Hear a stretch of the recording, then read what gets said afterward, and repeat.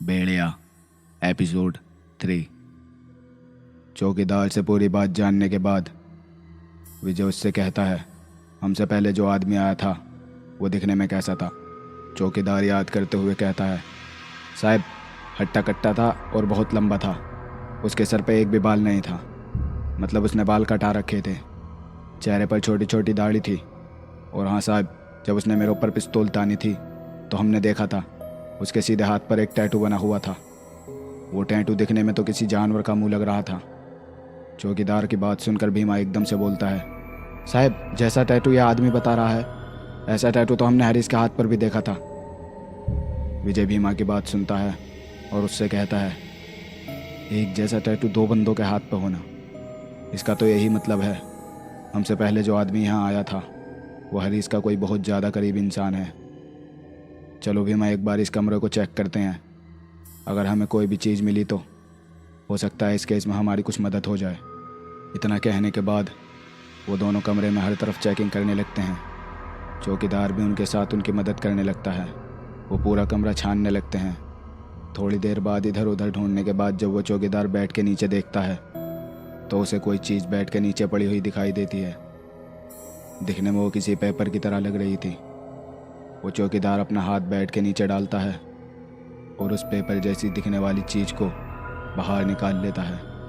उसे बाहर निकाल कर जब वो देखता है तो वो एक लड़कों के ग्रुप का फ़ोटो था। उस फोटो में जितने भी लड़के थे सब ने डॉक्टर जैसी ड्रेस पहन रखी थी।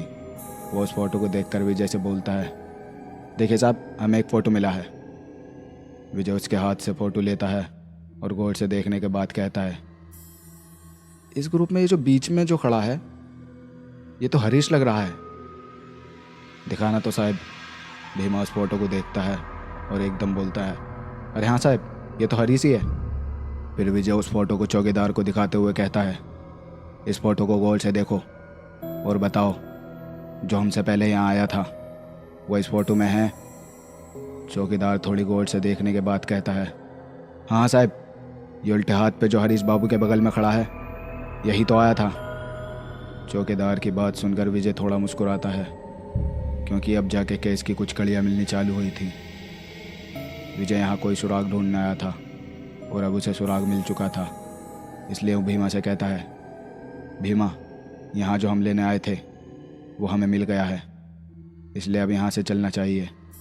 फिर वो चौकीदार से बोलता है, तुम अपना फ़ोन नंबर दे दो और हरीश का भी दे देना, और अगर कोई भी यहाँ पर हरीश के बारे में जानने आए तो सबसे पहले हमें कॉल करना।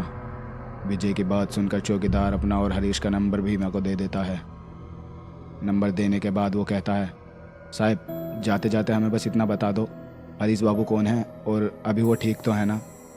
उसकी बात का जवाब देते हुए भीमा बोलता है, यह हरीश कौन है ये तो हम जल्द ही पता लगा लेंगे, लेकिन हाँ तुम जानना चाहते हो वो कैसा है तो इसके लिए तुम्हें ऊपर जाना होगा, क्योंकि हरीश का मर्डर हो चुका है। भीमा की बात सुनकर उस चौकीदार का पूरा मुंह सफ़ेद पड़ जाता है, लेकिन भीमा और विजय उस पर ज़्यादा ध्यान नहीं देते और उस गेस्ट हाउस से बाहर निकल जाते हैं। बाहर जाके वो गाड़ी में बैठते हैं और थाने की तरफ निकल जाते हैं। विजय भीमा के बगल में बैठा हुआ था और वो अभी भी उसी फ़ोटो को देख रहा था। भीमा उसको फ़ोटो में खोया देख उससे बोलता है, क्या देख रहे हो साहब इतनी गौर से इस फ़ोटो में। भीमा की बात सुनकर विजय उसको फ़ोटो दिखाते हुए कहता है, यार भीमा ये जो इस फ़ोटो में सबसे लास्ट में सीधे हाथ पे जो खड़ा है, ये जिसका मुंह आधा दिखाई दे रहा है, इसे देखकर ऐसा लग रहा है जैसे मैंने इसे कहीं देखा हो, लेकिन इसका पूरा चेहरा नहीं दिख रहा, इसलिए मुझे समझ नहीं आ रहा कि मैंने इसे कहाँ देखा है। विजय की बात सुनकर भीमा उससे कहता है, आप इतना लोड क्यों ले रहे हो साहब, फ़ोटो तो हमें मिल ही गया है, अब देखना इस फ़ोटो से मैं इन सब की इन्फॉर्मेशन निकाल लूँगा। भीमा की बात सुनकर विजय हाँ में सर हिलाता है और फिर उससे कहता है, ये फ़ोटो शायद जब का है जब ये किसी कॉलेज में पढ़ते थे, क्योंकि अगर गौर से देखा जाए तो ये किसी लैब में खड़े हैं और ऐसी लैब तो सिर्फ कॉलेज में होती है। विजय इतना बोलता है कि तभी विजय की नज़र उनमें से किसी एक की शर्ट पर थम जाती है और वो तुरंत अपनी जेब से मोबाइल निकाल कर उसका कैमरा खोल कर उस शर्ट को जूम करके देखने लगता है। उस शर्ट पर एक लोगो लगा हुआ था और शर्ट के लोगो पे लिखा हुआ था ITS कॉलेज। उसे देखते ही विजय के चेहरे पर एक जीत भरी मुस्कान आ जाती है और वो भीमा से कहता है, भीमा पता लगाओ ये ITS कॉलेज कहाँ पर है। साहब ये ITS कॉलेज तो पास में ही है, गांव से बाहर निकलने के कुछ किलोमीटर पर जो शहर पड़ता है उसी में है। लेकिन साहब आप क्यों पूछ रहे हो उस कॉलेज के बारे में, वो तो काफ़ी टाइम पहले ही बंद हो गया है। भीमा की ये वाली बात सुनकर विजय जैसे ही सुनता है कि वो कॉलेज बंद हो गया है, विजय का मुंह उतर जाता है। विजय का उतरा हुआ मुंह देख भीमा उससे कहता है, क्या हुआ साहब? विजय उससे कहता है, अरे यार ये देखो इन सब के शर्ट पर ITS कॉलेज लिखा हुआ है, मुझे लगा इस कॉलेज में जाके कुछ जानकारी मिल जाएगी, लेकिन अब तुम बोल रहे हो ये कॉलेज काफ़ी टाइम पहले बंद हो चुका है। भीमा कहता है, साहब कॉलेज बंद हुआ है तो क्या हुआ, हम वहाँ जाकर पता लगाते हैं। भीमा की बात सुनकर विजय हाँ में अपना सर हिला देता है। तभी विजय के पास एक कॉल आती है जो उसी के थाने से आई थी। कॉल पे उस तरफ से आवाज़ आती है, साहब यहाँ जल्दी आ जाओ साहब, थाने के बाहर एक मर्डर हो गया है साहब। कॉल पे उस आदमी की आवाज़ सुनते ही विजय के चेहरे का रंग उड़ जाता है और वो भीमा की तरफ देखकर कहता है, भीमा गाड़ी की स्पीड तेज करो और जल्दी से थाने चलो। विजय को घबराता हुआ देख भीमा गाड़ी की स्पीड तेज करते हुए बोलता है, क्या हुआ साहब, किसकी कॉल है? विजय भीमा से कहता है, थाने के बाहर एक मर्डर हो गया है। इतना सुनते ही भीमा का भी चेहरा सफ़ेद पड़ जाता है और वो गाड़ी को और तेज चलाता है और 5 मिनट के अंदर ही गाड़ी को थाने के बाहर खड़ी कर देता है।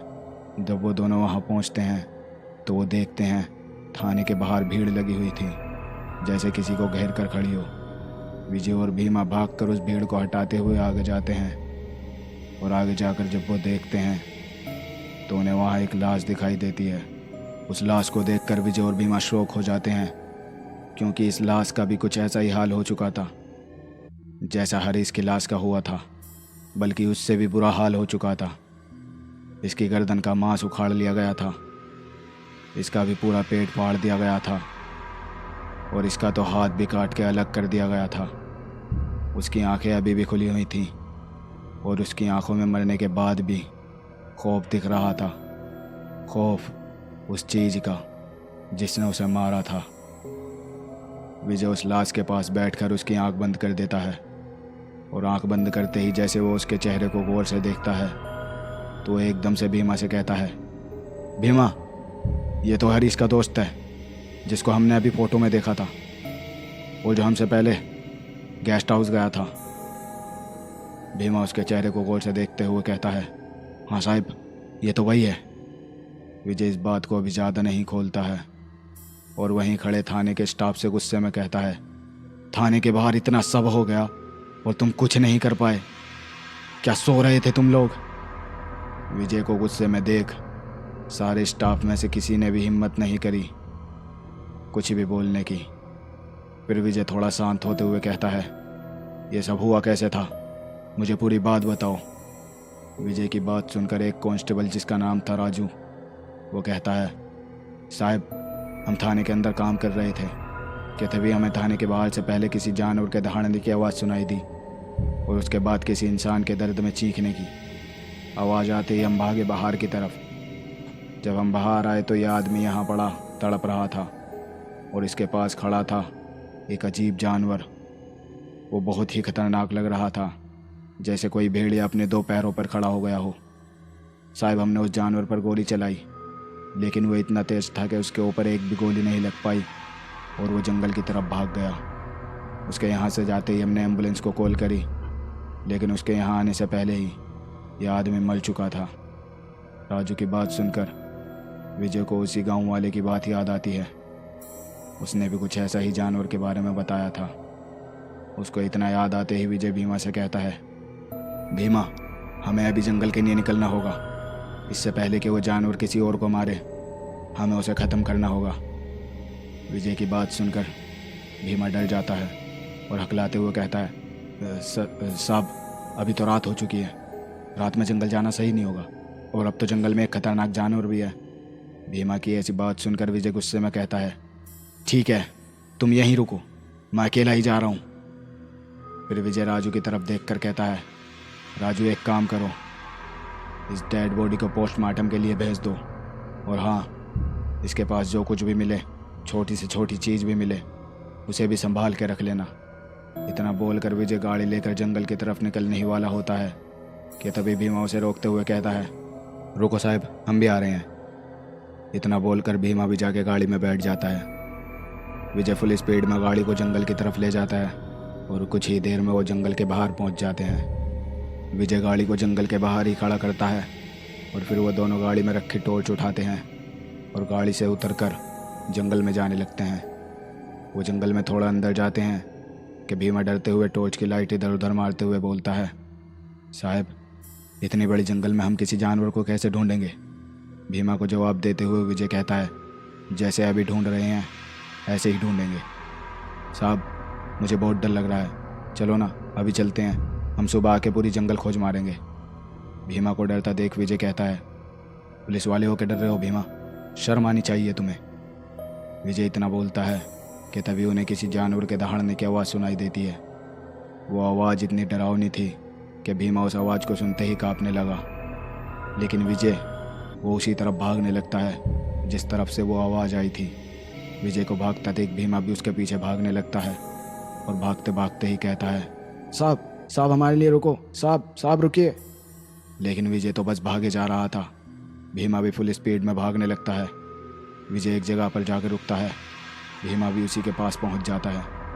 विजय भीमा को देखकर कहता है, आवाज़ तो इसी तरफ से आई थी लेकिन यहाँ तो कोई भी नहीं दिखाई दे रहा है। भीमा उसके पास खड़ा लंबे लंबे सांस लेते हुए कहता है, छोड़ो ना साहब, चलो चलो निकलते हैं यहाँ से।